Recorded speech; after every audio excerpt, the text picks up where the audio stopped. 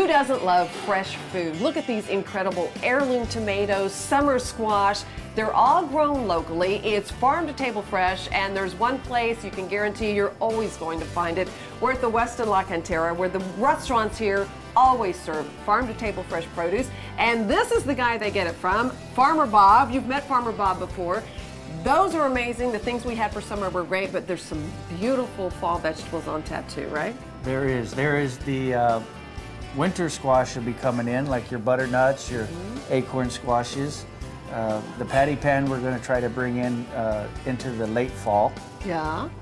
Then we'll be working with your broccolis and your cabbages. We've got an incredible dish we're going to share you. We're actually going to make donuts out of a butternut squash that was grown right at Uncertain Farms, not too far from where we are at the Westin La Cantera.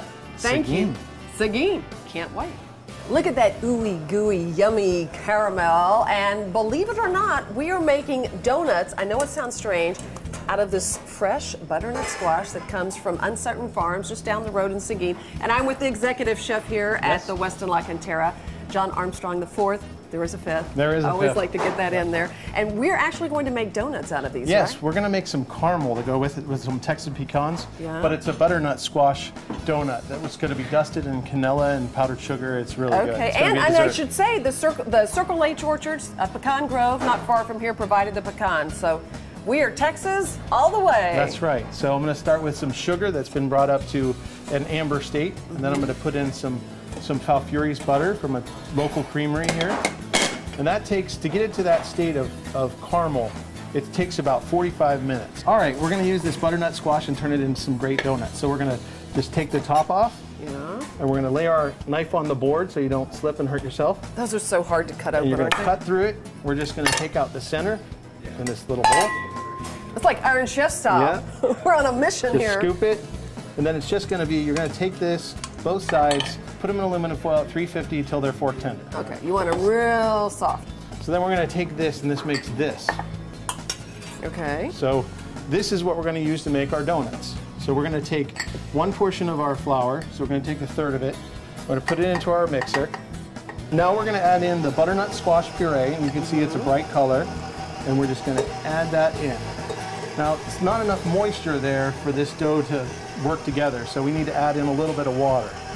All right, so we have the butternut squash dough, and it's one big mass, and it has to rise for 30 minutes because it's a yeast dough. Okay. And then we take that and we take it into 1.5 ounce dough balls that we actually let rise a second time.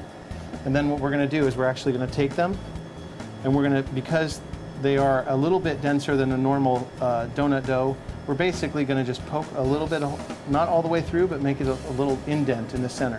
Okay. We're going to place these in the fryer, and go ahead and drop those right in. And that part was important, right? Yeah. So That part put is your very indentions important.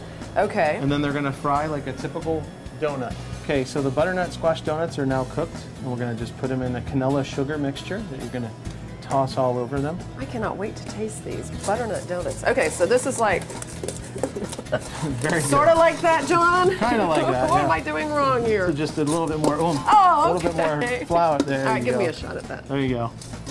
There, perfect, There you go. perfect. And then what we're going to do is we're going to actually set them next to, right down there like that. Yeah. With a little bit of that. There we go. Just a little bit of that cinnamon sugar. I took all the calories out of this. So Good, good. On And something like this, that's right. You're So going to we're take a little of that pecan caramel and you just put it on there, and drizzle you're good it to go. on. Oh, yum, look at this. Now we're pairing this with a Becker Vineyards Late Harvest Viognier. It's called Clementine, named after their daughter.